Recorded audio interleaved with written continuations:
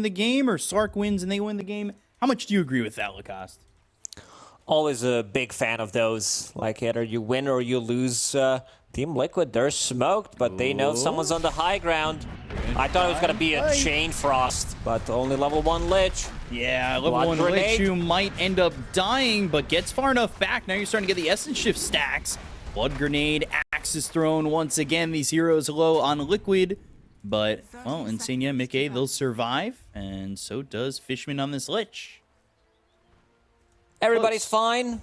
Team Liquid did set up vision behind enemy tier 1 tower, so they will see something going on. Blood grenades being used as well. This item, I thought it was going to get nerfed to the ground in the 733C, because I think they used 3 of those already. So you want to buy them, especially on this position 4 Clinks. I tested it out when I've seen the changes. I'm like, this Tar Bomb looks pretty good. I know who's a big fan of Clinks.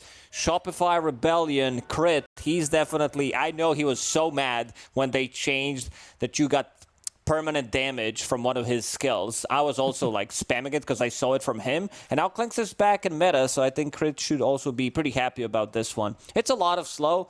The impact that you can have on this position 4 Clinks is really, really good, especially at the early stages of the game. You can easily rotate. You do have a little bit of extra survivability coming out from the Death Pact, which is now a basic ability as well. Do you think it's going to have the same or similar impact to what we saw in the Pudge the first game, or is it just that played a little bit different? No, you can't do as much. I mean, you can try to die level 1. That's what's happening at the moment. He's getting run down. And one more right click. There it is. Mickey gets first blood, and that's exactly what they do.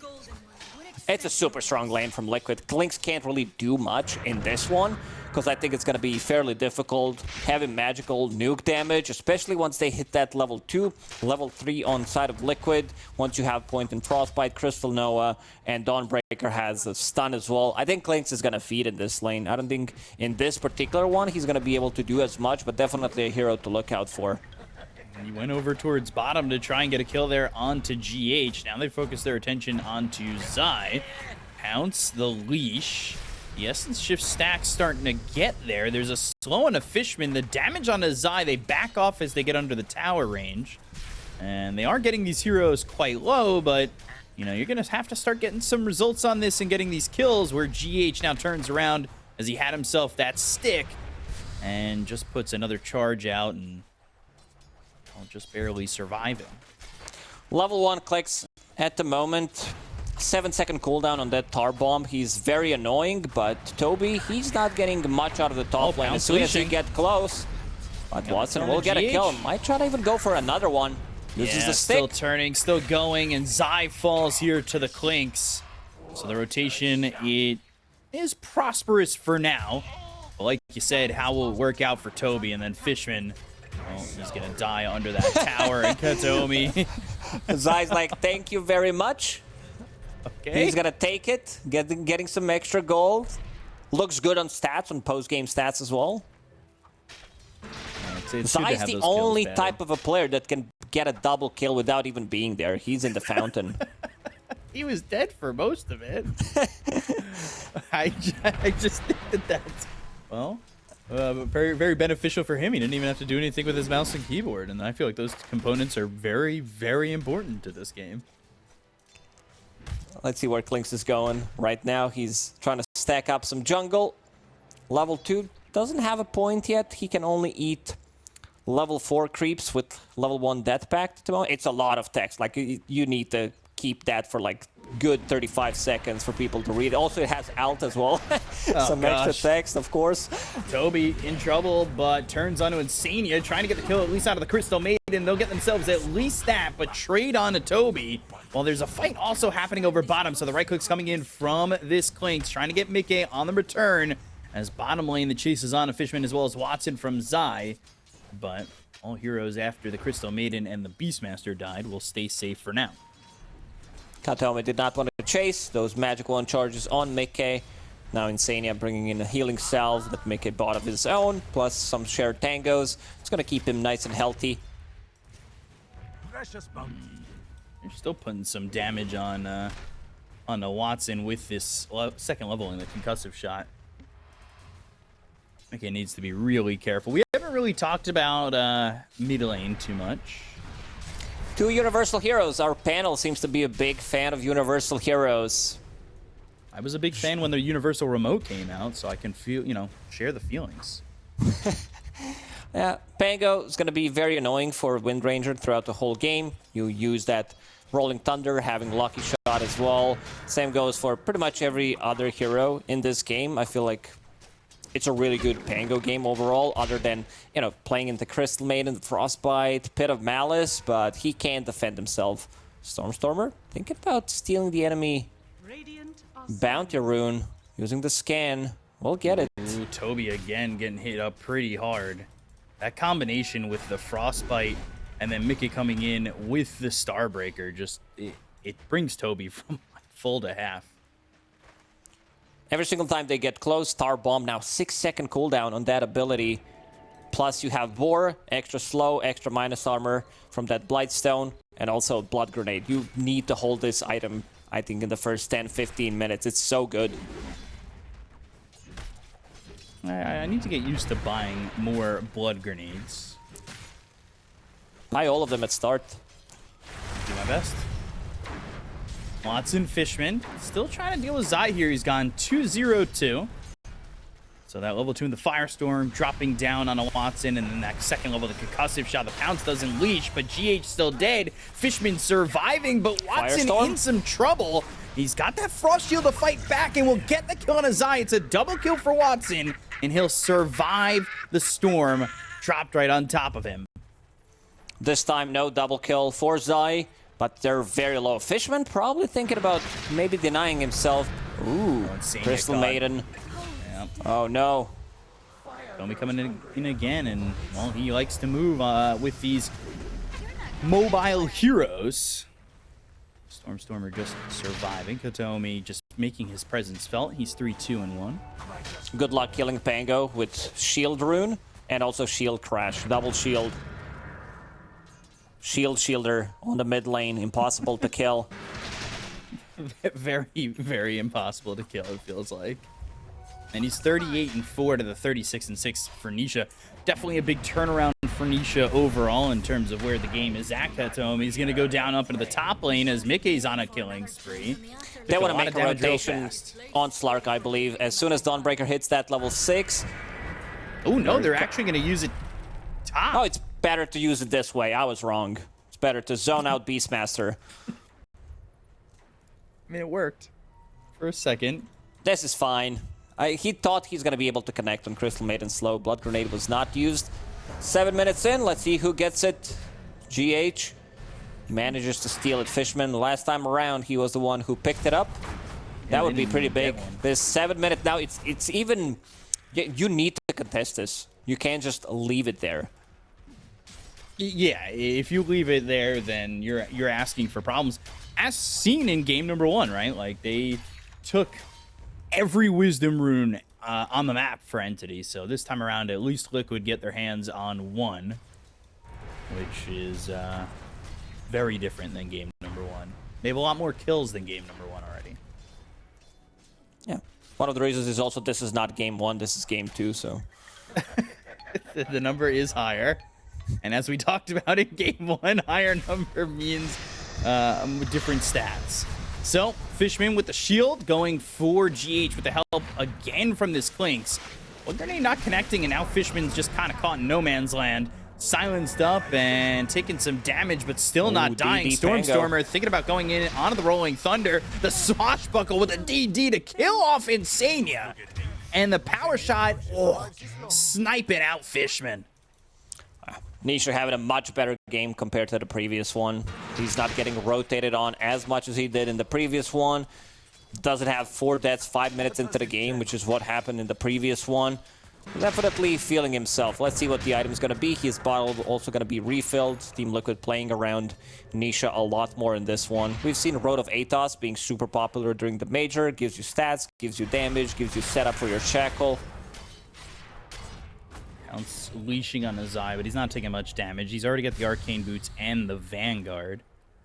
As a temporary Underlord spammer myself, I did really like the Vanguard early, and there has been some changes to it, but it still feels pretty strong. Still a strong item. He was forced to go into Boots of Speed. Toby collecting some Lotuses. Yeah, but now he's going to be in trouble with the Fiend's Gate, the Firestorm, and the Silence with GH helping out. Toby even using the Roar, but that's not going to help him escape, and they might even get themselves a Clink. Stormstormer coming into the lane. Insania off to the side, the Rolling Thunder, that lands on a Mickey, but they will end up losing this Clink, so GH gets credit for that kill. Watson coming into the mix. They take out the Dawnbreaker, but it's a 2-for-1 trade at the moment where they're still potentially looking for GH if Watson can chase. But while that's going on, Nisha takes the tier 1 mid.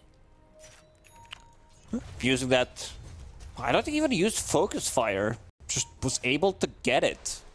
Okay, this opens up. I don't think tier 1 tower on the mid are as important as they were in the previous patch, considering that the map is bigger and also like the different entrances that you can have on a mid lane.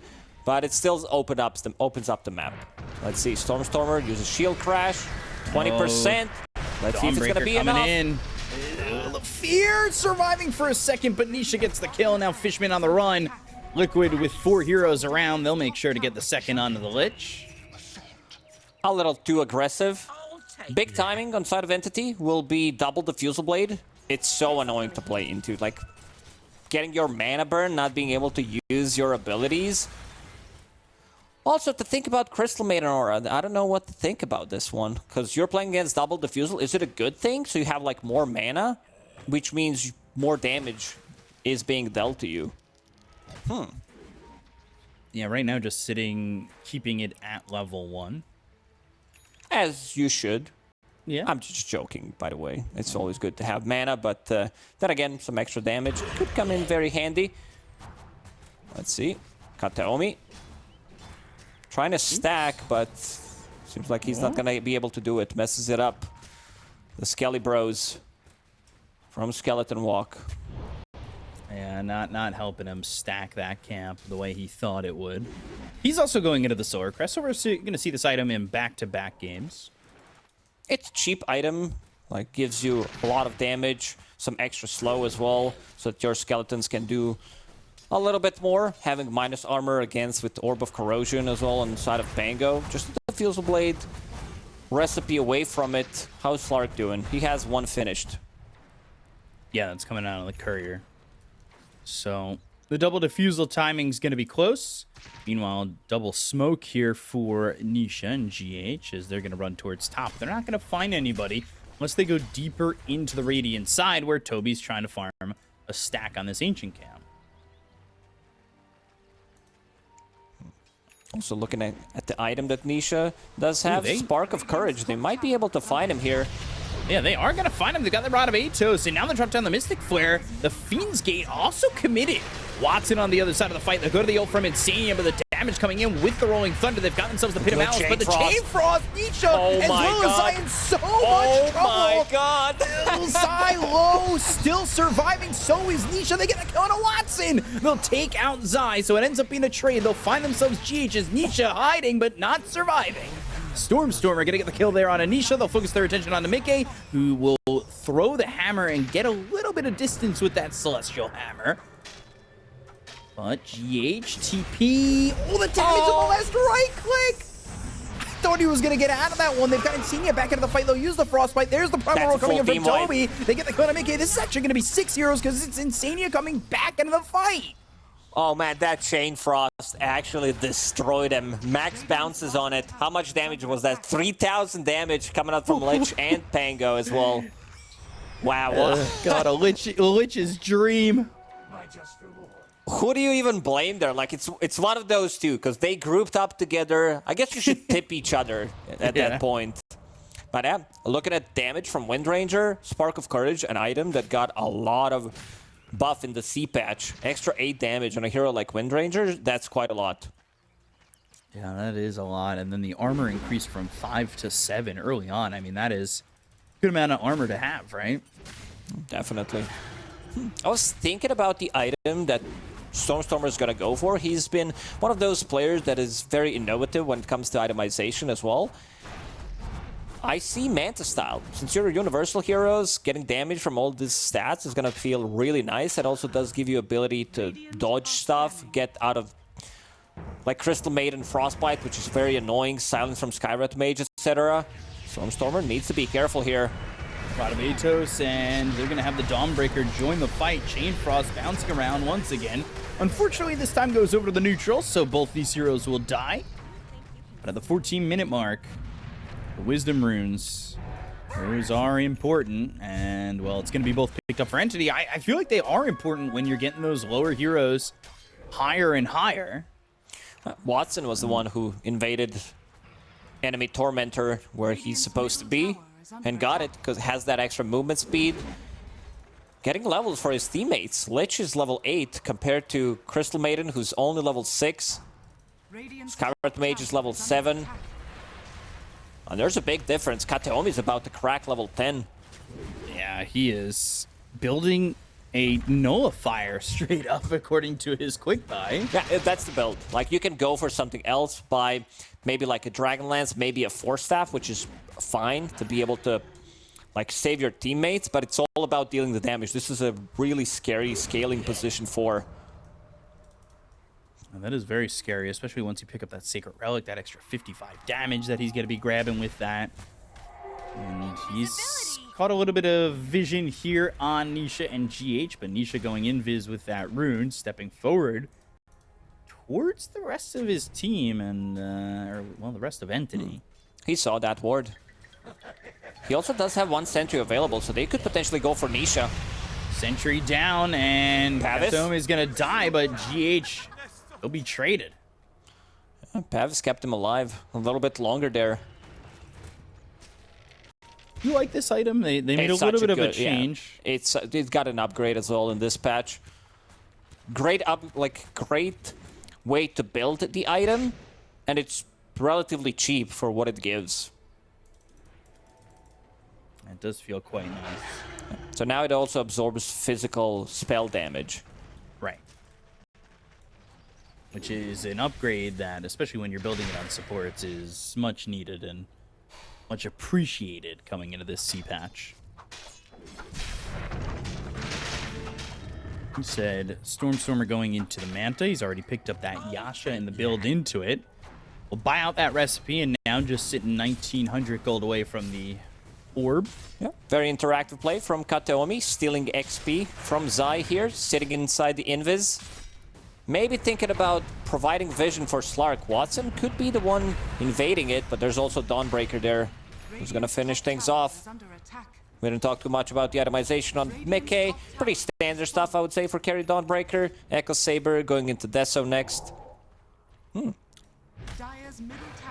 So by stealing that experience, he goes into level 10 and has the 20 tar bomb damage. Yeah, went for BKB instead. Wants to be able to protect himself. That mana burn also now doesn't go through the BKB, which did work in the previous patches. Every coin helps. Orb of Destruction picked up now for the Clinks too. This Clinks feels like he's going to be secretly the fourth core that just kind of like shows up and all of a sudden is doing a lot of damage, especially once he gets the Sacred Relic. The map is bigger, which means that you can also farm these outer rings. We can see him also like invading enemy Ancients. He can farm a lot. And now with Solar Crest plus Orb of Destruction, that's -10 armor. Add Orb of Corrosion from Pango, plus his Lucky Shot. Oh no, they found him again. Showing up. Stormstormer gonna die, and they go for Fishman. This has been a 1-2 punch that they have been landing plenty of times. They end up using that Solar Guardian. They drop down Insania's ult as well with the Freezing Field. This is why Pango needs some kind of a... Needs Manta style, maybe needs even a BKB in this game, some kind of a Lotus Orb on his teammates to be able to dispel Gleipnir, Frostbite, long duration silence from Skywrath Mage. We didn't talk too much about Zai either, but he's been chilling, building all these auras, not too hype. Mickey's in trouble. I'm Aurora after the BKB. That means Mickey's dead. They'll try to get into the Fiend's Gate, but they've got him leashed up. He's starting to eat these Essence Shift stacks. He's out of mana GH and Nisha, they're going to show up on the other side of the Fiend's Gate. Now they're going to try and fight this. Nisha, he's going in. He's used the Focus Fire, focusing his attention on Toby. Gets him with a power shot. But now, with Toby dead, is that even going to be enough here for Liquid to try to salvage this one? With 4 heroes already dead, it looks like it's going to be a full team wipe. Pounce, leashing, swashbuckle, shield crashing, killing off Nisha. Full team wipe here for Entity. Considering that they team wiped him 2 times already, it's just less than a 1k gold lead for Entity, but I feel like they are the ones controlling this game. And look at Kataomi, he's the one pushing the tower with all that minus armor, getting closer and closer to his relic. Then you have Ice Nullifier is going to come in very handy against Pavis, which is dispellable. You can also dispel Medallion of Courage, Solar Crest, that's covered Mage's building, and also Windrun. I don't know if you're seeing like the same effect here that I am. Yeah, for it's this kind of a bugged. He looks like he's shooting shotguns with that effect, that bug effect. But it makes sense with the damage he's starting to output, that's for sure. He's been involved in 15 of the 20 kills that they have.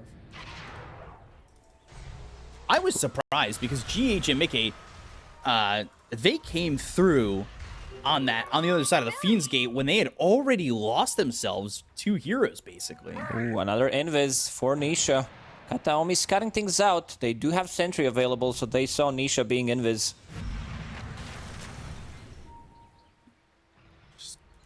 Tormentor. To get some vision. Oh. Links with the Axe Shard. Not bad. Burning Barrage, upgrade. It's 65% of his damage, a damage that also does allow him to farm waves more efficiently. So we'll get to that Nullifier eventually. Now the question is, do they try to invade and go for the Liquid Tormentor? They can break on through. They're about to get another Wisdom Rune.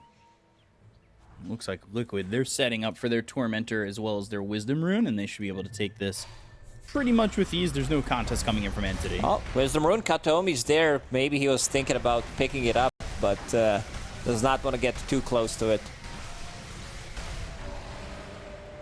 So now Crystal Maiden with that Axe Shard. And that guys, Axe Shard is the upgrade for the Freezing Field. Fellas, boys, pick it up. Okay, There it is. GH, we'll get it in the end.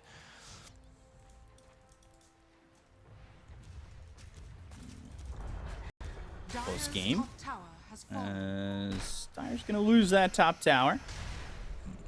Big timing on Entity. Toby also holding Helm of the Overlord. GH spotted Black by Dragon. Kataomi. They're going to go in with the ult to try and save him, but he still dies. That's also pre-Sacred Relic. And he can buy one right now.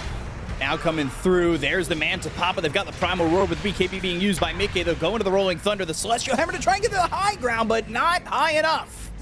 Mickey going down to Kataomi, who's just outputting a lot of damage at this point. Yeah, look at me. I'm the carrier now. This is what Kataomi is saying. He's about to finish off Nullifier, getting those 2 last hits as well, getting a solo kill on GH. And they want to get Roche. They do have auras available. Beastmaster. Inner Beast maxed out, level 14. Helm of the Overlord as well.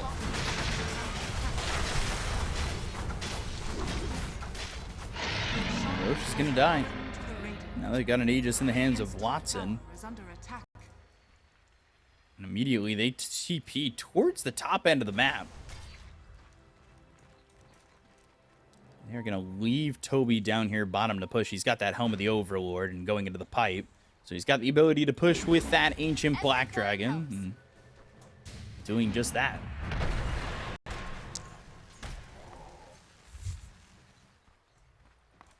What do you do if you're Liquid? It's starting to slip from their grasp, right? Yeah, they can't fight them at the moment. I see Windranger trying to buy Aghanim Scepter. 50% physical reduction, invisibility. So they are gonna need to invest into Gem. Let's see. Nisha might need to be more careful here. Yeah, they're coming around. They'll go for Nisha. There's that Nullifier making an appearance. And the Sword Guardian's already used, so that means Dawnbreaker's going to be out of the fight. Watson's going to pop the BKB, but the damage he's taking, it needs to be a little bit careful. The Chain Frost bouncing around. They get the kill into GH. Now they'll look over at Mickey. Nullifier Hellfire thrown once again from this Clinks. The Primal Roar is used by Toby. That means 3 are dead as Zai's next on the menu. They ordered 4 courses, and they are going to devour each one. There's also going to save Aegis Onslaught. Kataomi, he's the one carrying team pretty much in both of these games, collecting the tips as well. Now going into Orchid next, so he can go for these solo pickoffs. Look at the damage that he's doing to the Ancients. Level 16 on position for Clinks. Zai on Underlords, insane. level 15. Same Windranger 16. He's higher level than anybody on side of Liquid. I mean, even Slark is only level 16. But you see, once they committed with the Solar Guardian, everybody has to show up, right?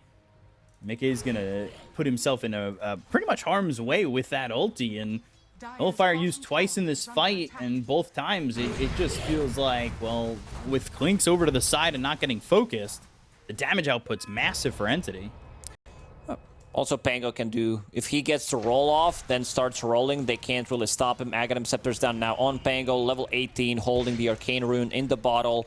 Also have an Orb of Destruction, so how much minus armor is that? Armor reduction 8 from Lucky Shot, then you have 3 from Orb of Destruction, 11, minus 3 from Orb of Corrosion, minus 14. Supports are gonna melt. Let me just check the amount of armor that they have. Like, everybody's pretty much in negative. Except for Underlord. Windranger's also close, but yeah, if they use the Solar Crest as well, everybody on side of Liquid is in negative armor. They're just gonna melt. They're rotating to try and catch this Clinks. It doesn't exactly feel possible. I mean, you could see pushing bottom is the rest of Entity. So Clinks stealing their attention while their bottom tier 2 is just dead. That works. Do they go high? They still have Aegis. Like, they could just go to the high ground. There's the Harpoon. Bit of Malice, but they've got the Pounce. It leashes up. They go to the Guardian Greaves. The Solar Guardian's going to be dropped down on top of these heroes. They go to the Chain Frost once again, but not really bouncing. Zai's still going to die here. The attention is now on a Fishman from Mickey, but that's putting him into the backline towards Watson and Toby. They'll look over and get themselves another kill. They both don't have buyback, and they will break through this high ground when the glyph is over if they choose to stay. They don't have mech carrier on their team. I mean, Beastmaster can buy it, but with this aura from Helm of the Overlord, it's going to keep them very healthy. Harpoon. Yeah, Insania's dead. Watson with another kill. 3 heroes gone. 2 have buyback. They'll break the tier 3. That means they've got another glyph. They're going to buy back on Mickey. Nishia is going to just die to Kataomi. He's so strong. Somebody stop this man. They can't deal with it. They just don't have enough damage at the moment. Also, the heroes die instantly. From Slark, who's sitting on 39 Essence Shift and 16 Permanent Agility at the moment. Look at him go. Plus Solar Crest on top of him, Beast Aura. Misha's Courier kind of sitting mid at the steps. It gives you a feel for what Liquid kind of think in this game or feel in this game, where it's just like, oh, okay. Guess I'll just leave that there. And there's that Orchid and a lifetime supply of mangoes delivered to that Clinks. Use 3 mangoes, level 18 now. Skeleton Walks does create 4 Skelly Boys. It's a lot of confusion. It's a lot of damage also coming out from all these skeletons. You can't focus them down. You don't want to kill these things. And this is Desperation Smoke from Team Liquid. They lose this fight, they pretty much lose the game. Yeah, they're down 20,000 net worth, and you know, for Entity, there's a lot on the line with each game of the DPC compared to where Liquid are in the season. And Entity, they want to make sure that every ounce of will that they have to continue and have a successful DPC is going to be felt here as they go after Nisha. They've got the Nullifier on him. The right clicks from Watson. He's going to pounce and leash GH. He's got himself a triple kill. And now on the other side of the fight is Zai as well as Mickey. Mickey's going to try and get back out in the gate, but he just gets hit by the Rolling Thunder. The Ultra kill for Watson and another full team wipe. GG is called an Entity with a statement match. Just one series into the DPC, taking out Liquid 2-0. It's all good. Team Liquid still has points secured to go.